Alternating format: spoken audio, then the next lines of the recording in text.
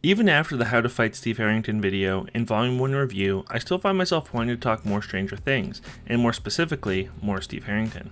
Now, I'm not going to change my channel name to Steve Harrington Fan YXU and start making fan cams of him. However, with Volume 2 right around the corner, I thought this would be a perfect opportunity to do a character deep dive on Steve, as I think he's the best character in the show.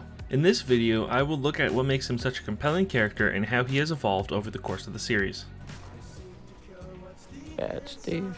Now, if you ask most fans of the show, they will tell you that they hated Steve in Season 1, that he was a massive jerk and a bully. However, I think a lot of people misremember what Steve actually does in the first season, and their feelings are based off how the showrunners intend for them to feel. The showrunners want you to dislike Steve because he is essentially a roadblock in the way of Jonathan and Nancy's relationship. Steve plays the role of the classic 80s popular kid, and Jonathan is in the role of the guy that she should be with. Steve is framed as someone who has it all: popular, good looking, comes from a rich family, and he himself values these things and the status they provide him. Whereas Jonathan takes the role of the underdog and Steve's opposite. He's a loner, his family is poor, and the show starts with his brother going missing. Jonathan is instantly rootable for these reasons, and Steve isn't. These two characters are at odds in the first season, and it is very apparent who the show wants you to root for. When looking back at his actions throughout the first season, I don't think I would classify Steve as a bully. I think what makes Steve so great in the first season is that you can see his perspective and the motivations for the actions he takes, even if they are not always the best course. I think Steve gets branded with the bully moniker because his two best friends during the first season, Tommy H and Carol, could be considered bullies. They are constantly talking down about others and are rather unlikable. Notably, whenever they say something rude or insulting about someone, Steve admonishes them. How much you want to bet he killed him? Barbara, she's not here today. I seriously have no idea who you're talking about. Come on, don't be an ass, man. Did you see her leave last night or not? I think Steve hanging out with them for most of the season creates the association that Steve agrees with Tommy and Carol's comments, even when he openly opposes them. Where I think you could potentially take issue is his continued friendship with the two, giving them a platform to a certain degree. However, even then, Steve ultimately comes to the realization that they are toxic people and cuts them out of his life. You're both assholes, that's my problem. A flaw that Steve exhibits in the first season and is still dealing with even in the third season is being superficial and placing too much importance on popularity status. He is also self-absorbed in the first season, as is evident when he discussed with Nancy what they should say to the police. His girlfriend's best friend has gone missing, and his concern is not getting in trouble with his parents. A clear example of Steve being more focused on himself than on the people around him. I actually think his relationship with Nancy is monumental for his growth as a person throughout the season. For someone who places an importance on popularity like Steve does, Nancy is not the conventional choice in a girlfriend. In Season 1, Nancy was the goody two-shoes, straight-A overachiever who was best friends with Barb, not the conventional representation of the cool girl. If Steve was focused on continuing to play the popularity game, he would have likely pursued someone more like Chrissy Cunningham, noted cheerleader in Queen of Hawkins High. The fact that Steve pursues someone like Nancy instead shows that his interest in her was genuine and not done for popularity-based reasons. You can see the effect that she has started to have on him when he apologizes to her about the way he acted in regards to the conversation about Barb and his misplaced priorities. I think Steve's interactions with Barb add to how the showrunners want to present Steve and how he doesn't actually live up to the bully label placed on him. If Steve was the classic 80s jock many believe him to be, he would not have invited Barb to his party, and he would likely try to put her down as often as possible, as she is not popular or conventionally cool. When she cuts her hand, he doesn't laugh and make fun of her. He shows her to the bathroom where she can get cleaned up. Barb contributes to the portrayal of Steve being undesirable, as she is insistent that Nancy should not be spending time with him, and that her doing so is somehow wrong. This isn't you. One of the biggest interactions that add to the perception of Steve being a bully is when he breaks Jonathan's camera. On the surface, it looks like it fits into the classic 80s characterization: popular jock breaks the loner kid's camera. A lot of people come away from the scene thinking Steve is a bad guy and a bully, because that is how it is framed to the audience. It's a scenario we have seen 1,000 times before, and naturally we empathize with the victim. However, I think the reality of this encounter is much more nuanced. Steve didn't just break Jonathan's camera because he dislikes Jonathan or he thought it was funny. He broke Jonathan's camera because Jonathan was sneaking around his house and took pictures of his girlfriend undressing. In Steve's mind, he is trying to protect Nancy and defend her honor. Yesterday, with the camera, he's not like that at all.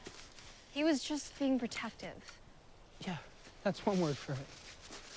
Oh, and I guess what you did was okay? No, I never said that. You had every right to be pissed off. Okay, all right.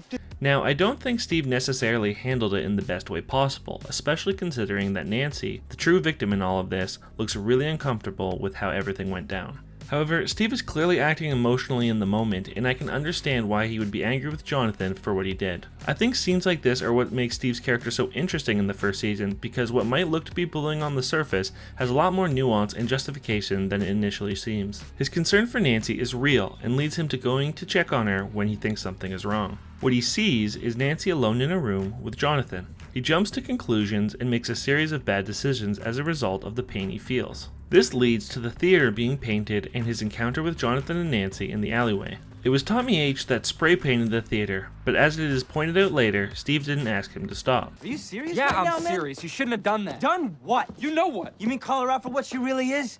Oh, that's funny because I don't remember you asking me to stop. I should have put that spray paint right down your throat. When confronted by Nancy, it is clear that Steve is in emotional pain, and how he treats Nancy in this encounter is his immature attempt to make her as upset as he is. The worst thing I think Steve actually does in the first season is when he goads Jonathan, telling him that his family is full of screw-ups and that it's not a surprise that Will went missing. He then proceeds to get his ass kicked. In these scenes, Steve is acting rashly and emotionally, putting on a tough guy act that isn't true to the person he actually is. His beatdown seemingly knocks some sense into him, as Steve realizes almost immediately after that his recent actions have been reprehensible. He calls out Tommy and Carol and cuts them out of his life. With the remorse he feels, he looks to set things right by cleaning the paint off the theater and going to apologize to Jonathan. Steve's willingness to grow and change from his mistakes are commendable and set him down the path to redemption. When he arrives at Jonathan's, he walks into the middle of the climactic fight with the Demogorgon. He is unprepared for what he walks into and completely bewildered by the situation. Even though most people didn't like Steve at the time, he was one of my personal favorite characters during my first viewing of the season, and when he showed up to the Demogorgon fight with no knowledge of what was going down, I was super nervous for his safety. It was totally possible for the showrunners to kill him off in this moment, giving stakes to the fight and getting rid of a character most people weren't attached to. What they did was way better. With the Demogorgon making a brief retreat, Steve is told to leave and he hurries off to his car, ready to escape the danger he has found himself in. He is terrified and in full self-preservation mode, ready to get away as far as possible.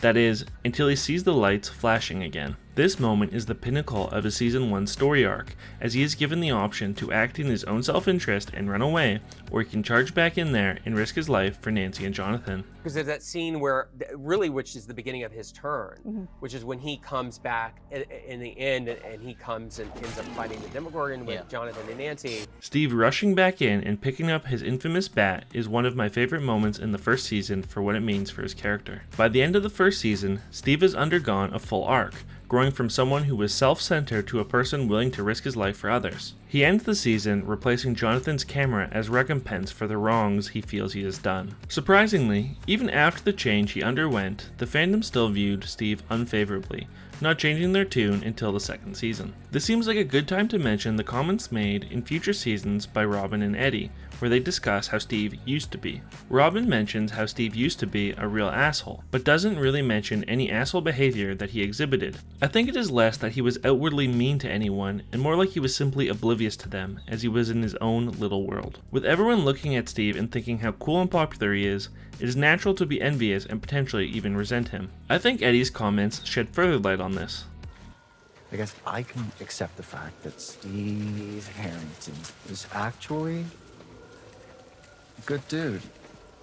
Rich parents, popular, chicks love him. Not a douche? No way, man. No way. That, flies in the face of all the laws of the universe. To a degree, people think Steve is a jerk because they expect him to be. He also has an incredibly punchable face, which likely contributes to this. I recognize that it sounds like I'm trying to defend Steve from a lot of the criticism levied at him throughout his actions in the first season. However, my intention is merely to paint an accurate picture of what transpired as well as to analyze the events from Steve's point of view. I don't think Steve was a bully or a terrible person in the first season. Rather, I think he was a young man that made some mistakes and did his best to make things right. Steve's good nature was hinted at throughout the season, and this foundation helps him grow even more in future seasons. Had he been the bully many seem to remember him as, I think it would be more difficult for him to naturally grow into his best self.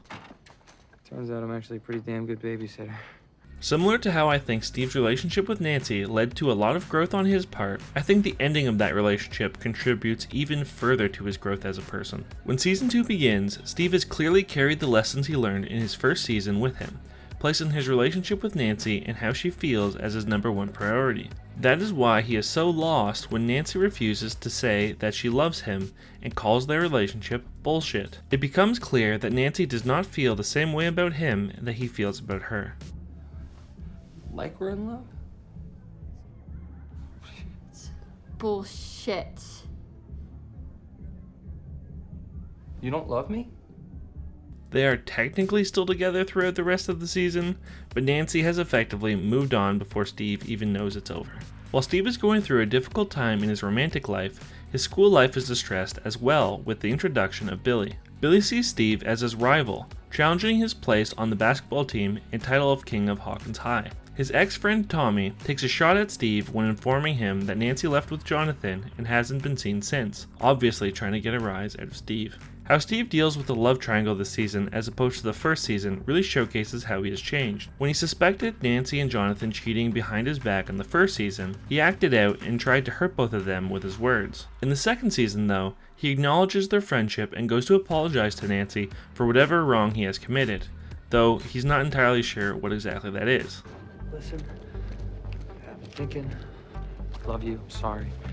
Sorry, what the hell am I sorry for? To this point, Steve's season 2 has been depressing, and for the first time, he finds himself alone and unsure how to move forward. These circumstances opened the door for what would become one of the best relationships in the entire show, as Dustin and Steve form an unlikely duo when there is no one else around. Dustin and Steve are polar opposites, but in a way that complements each other, making up for the other's shortcomings. Their scenes throughout the rest of the season are some of the highlights as Steve slots into the big brother role, giving Dustin advice on girls and helping him build up his confidence. I got to sort of play this big brother role and kind of tap into something else for Steve. And I think that ended up really shaping the character as things went along. I think this relationship is made more poignant and develops it further when we take into account Dustin's absentee father. We don't actually know what happened to Dustin's dad, but his absence is definitely noticed and places more importance on his relationship with Steve as a positive male influence in his life. Henderson told me you were a badass.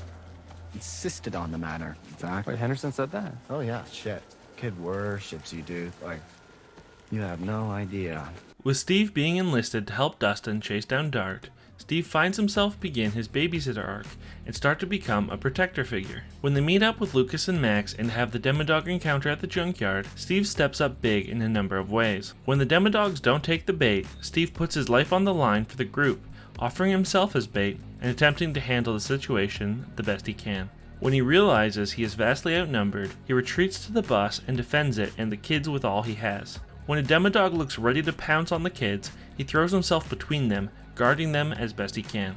This scene further shows how selfless Steve has become, as he risks his life for a group of kids he barely knows. This act of courage is noted by the audience, but also by the kids, with Dustin's admiration growing even more from this moment. After retreating to the buyer's house, Steve finds himself in charge of looking after Dustin, Mike, Max, and Lucas, but not before he is able to touch base with Nancy. It is clear that something has changed, and instead of fighting it, Steve relents, telling Nancy that it is okay and she should go with Jonathan. Steve handles this conversation very maturely as he acknowledges that even though he loves Nancy, she doesn't feel the same way and their split is inevitable. After Nancy leaves, Steve is back in protector mode and is taking the responsibility that comes with it very seriously. When Mike proposes a dangerous plan, Steve shuts it down immediately, not wanting to put the kids in harm's way. It's not happening. No buts. I promise I keep you shithead safe, and that's exactly what I plan on doing. We're staying here on the bench, and we're waiting for the starting team to do their job. Does everybody understand that? This isn't a stupid sports game. I said, does everybody understand that? I need a yes. The Steve mom memes likely come from scenes like this, as he does sound like a parent telling their kids no.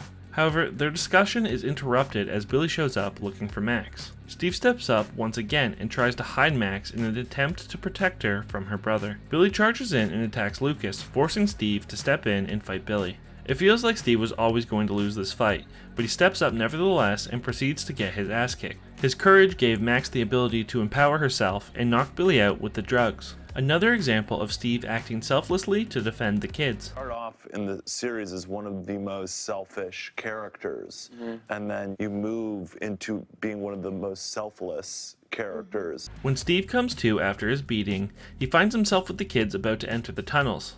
When he realizes the kids won't listen to him and go home, he takes charge and leads the expedition to make sure that the kids are safe. In the moment, Steve feels like a real leader, and he is once again completely focused on making sure the kids get out unharmed. These scenes also showcase some of Steve's physical prowess when compared to the rest of the gang, and shows the kind of role he will continue to take on in the future. Throughout this whole tunnel sequence, once again I find myself worried for Steve's safety, knowing full well that they could kill him off at any point. With the growth he had exhibited throughout the season and his willingness to put himself in harm's way as a means to protect others, I really thought he might end up sacrificing himself in order to save one of the kids. I was very relieved when he and all the kids made it out alive. Steve's season ends with him driving Dustin to the snowball dance, trying to reassure him and build up his confidence. However, once Dustin leaves, Steve sees Nancy, and it is apparent that Steve still has feelings for her. Despite the bravery and kindness he showed throughout the season, he drives off feeling dejected and unsure of what his future holds. After the second season came out, the fandom had a complete turnaround on Steve, with many declaring him the star of the season, and a bunch of memes with him at the center springing up in popularity. This positive reception would only grow in the following seasons, with Steve becoming a certifiable fan favorite character. Got the job! With the start of the third season, Steve's character continues to grow and develop in ways we might not have anticipated when he made his first appearance in season 1.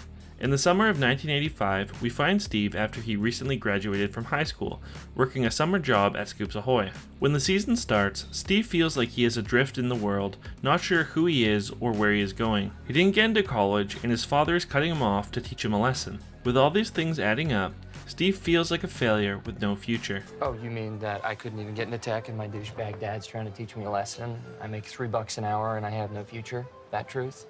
This is an important point as Steve's confidence and self-worth are shaken and he is struggling to adapt to his new circumstances.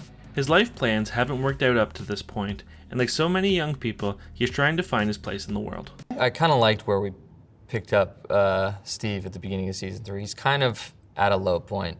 And he's lost, and he doesn't really know what he wants. And I think that that's really relatable, especially when you're leaving high school, to not really know what you want. With the mention of his father, I think looking at Steve's family here is an interesting touchstone in relation to his character. We have never seen Steve's parents, and he has only mentioned them a few times. It is clear that he does not get along well with his dad, as he calls him an asshole and a douchebag. He also mentioned that his dad is likely cheating on his mom when he goes out on his work conferences. His mother, in turn, doesn't seem to trust her husband. The impression I get is that Steve's dad provided financially for his family, but was not there to emotionally support Steve's development. It almost feels like Steve was neglected to some degree, and where Steve has never mentioned any siblings, this neglect could have resulted in Steve feeling lonely and thus his desire to be popular at school. Steve's dad also seems like the type to withhold affection when he disagrees with his son's choices, as seen with him cutting off Steve. It would not be a stretch to think that Steve's dad views him as a failure, influencing his son to feel the same way about himself. I think Steve's home life is often overlooked, but there is no doubt that his relationship with his parents shaped his own self-image and the way he interacts with others. In a similar vein, Steve is also trying to find his footing in his romantic life post-Nancy. He is seemingly striking out, as now that he has graduated, he no longer has the status as King Steve, but is now just an ice cream scooper. He struggles with moving on from aspects like popularity status as a means to gauge romantic compatibility, as seen when he is surprised a former bench warmer is doing well with the ladies, while a former star like himself is struggling. It is this way of thinking that initially leads to him dismissing the prospect of dating Robin, despite Dustin's insistence. He notes that she is in band and not his type, showing that he is still working on getting over the importance he places on social status. As the season goes on, he gets to really know Robin, and he finds that he really enjoys spending time with her. He realizes that those other things don't matter, and when it comes down to it, the only thing that does matter is how you feel about the other person. He realizes that he likes Robin and confesses his feelings for her. The response he gets is certainly not what he expected, as she comes out to him as gay. After taking a second to process the information, he realizes that just like it doesn't matter that she is in band, it doesn't matter that she is gay, because he likes her as a person and wants to continue being friends with her, even if it's in a platonic way. Steve being okay with Robin's sexuality is huge, as homosexuality was looked down upon in the 80s. This scene is beautiful for a number of reasons, as the bond between the two feels even stronger after this conversation. It is quite poignant when you look at Steve's two best friends in season 1, Tommy and Carol, and contrast them with his two best friends now, Dustin and Robin. The people he surrounds himself with are a major indicator of how far he has come since then. Not to mention that his duo with each Dustin and Robin are both some of the best relationships on the show. Throughout the Russian subplot, Steve takes charge acting as the de facto leader of the Scoop Troop. Just like he did in season 2, he takes a lot of responsibility for the safety of the others. As they are unraveling the mystery, he is not the principal puzzle solver, leaving that to Dustin and Robin. However, he does contribute in his own way, as he comes from a different perspective from the others. Like when he focuses on the music in the recording, something neither Robin nor Dustin would have thought of. An underrated aspect of Steve's character is how funny he can be. Who do you work for? Scoops. Scoops so much. He has some tremendous comedic moments throughout the show. He is incredibly charismatic, and I think this really helps with his comedic delivery. Just another reason why he is such a great character. Oh man, now this is what I'm talking about. Todd father? Oh, screw Todd. Steve's her daddy now. Like usual, Steve went through the ringer this season, taking heaps of abuse when he was captured by the Russians. Once again, I found myself thinking that Steve might be in jeopardy of dying, even with his newfound popularity. If anything, his popularity gave the showrunners a new reason to kill him, as his death would now have a much more meaningful impact on the audience and the characters. Despite this, he manages to survive the season and get a new job alongside Robin, seemingly more optimistic about his situation than he was at the start of the season.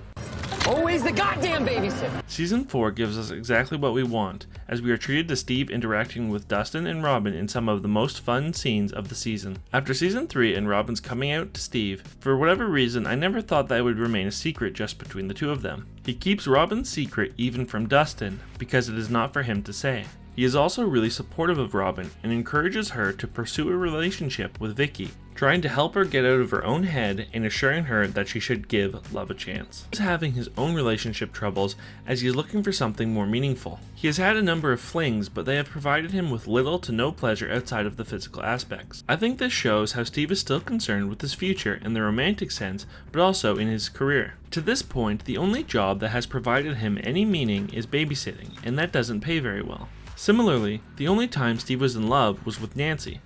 We're gonna talk about it? Sorry, talk about what?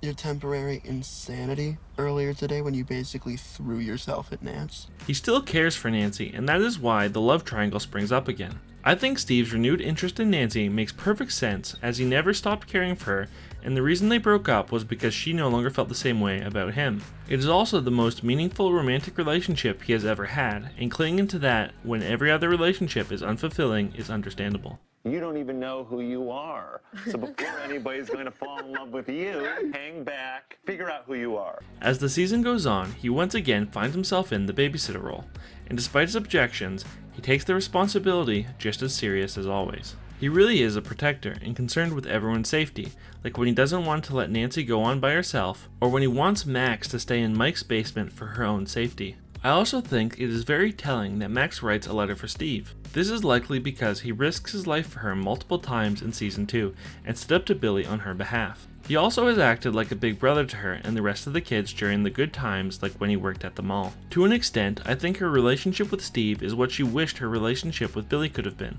With Max facing new dangers, Steve is as insistent as ever on making sure she is alright, and he comes in clutch when she is at Billy's gravesite. After seeing Max's distress upon visiting her mother, Steve is on high alert at the graveyard, wanting to make sure she is not possessed again. Steve's insistence that he go check on Max helped give the gang the required time to save her. In season 4, Steve has built upon all of the great attributes he displayed in the earlier seasons. He is always the first to put himself in danger as a means to protect others, like when they heard a noise at the school. Stay here. Once again, he's not going to be the main mystery solver. Maybe he's like a clockmaker or something? Think you cracked the case, Steve? But he asks the right questions and helps the others come to the necessary conclusions. Steve knows his role and knows that he possesses a different skill set from the others, as his athleticism is not a common trait in the group. This leads to him taking on a lot of the physical challenges, like diving in to find the gate. He volunteers for these kinds of jobs not only because he is the most capable, but also as a means of protecting the others. When Steve was dragged underwater and chomped on by those demobats, I was once again worried for my boy. The Upside Down adventure was really fun, and once again Steve notices something others overlook when he discovers that they can hear the other side. And I have to say that when the older kids were climbing out of the Upside Down and back into the real world, I knew for a fact that Steve would be the last person to climb out. In instances like this, his protective nature takes over as he wants to ensure that everyone else makes it through before he leaves. The same thing happened in the tunnels in Season 2 and in the Russian bunker in Season 3. It is immensely true to character and incredibly nerve-wracking as we watch the others climb out slowly one by one, knowing in our gut that something bad might happen any second. Steve, like Steve, you know, played beautifully by Joe Keery, He wasn't supposed to be here. Here. He shouldn't be in Season 4. He shouldn't be a lead in Season 4. With Volume 2 almost upon us, a lot of people are nervous about Steve's ultimate fate. I'm worried about Steve. Everyone's worried about Steve. I must admit that part of the reason I made this video is because I am anxious about seeing what happens to Steve in the next 2 episodes. But I think that is just another reason why Steve is so great, because Steve Harrington is a character that was created to die. The Duffer Brothers have said that when they initially conceived of the character, they planned to kill him off at the end of the first season. See Steve in Season 1, you're like, that guy's gonna get killed off. It's so was wonderfully surprising. It was the plan to kill Steve. That's why his encounter with the Demogorgon at the end of the first season felt so tense. Even though you knew Jonathan and Nancy were going to survive, it really felt like Steve could die. The stakes were real for him. That feeling that death is right around the corner for Steve has persisted throughout the show for a number of reasons. I really don't think they'd ever kill off any of the kids, and where Steve doesn't have any on-screen family like Nancy or Jonathan, his solo nature makes him an easy target. Not only that, but his selfless nature and desire to protect the people around him are constantly putting him in dangerous situations. Steve going out as a heroic sacrifice feels so true to his character and can make sense from a storytelling perspective. His concerns about his future and his search for fulfillment also makes it seem more likely that he would value someone else's life above his own. Some fans have said that if Steve dies, we riot, but I think his popularity doesn't protect him, as he would be the perfect character to kill if the showrunners really wanted to have it impact the audience. I think one of the reasons that Steve is such a compelling character is because every single time he is in danger, you really think he could die. He has so many death flags that it's a miracle that he's even still alive now. He is essentially one giant walking death flag. And with this in mind, when I sit down to watch Volume 2, I will do so fully engrossed every time Steve is on screen, because he is, in my opinion, the best character in Stranger Things. If you somehow got to the end of this video, I'd really appreciate it if you liked and subscribed. Thank you for watching.